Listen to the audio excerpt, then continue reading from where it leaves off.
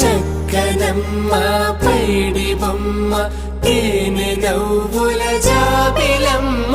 లేని సాకులు చెప్పకమ్మ పట్టువోణి కట్టవమ్మ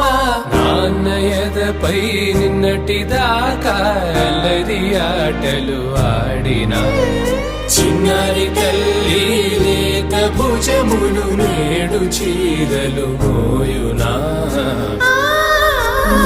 చెల్లో తురిమెను మంచి సంపంగులు మెళ్ళో మిలమిల మెరిసే హారములు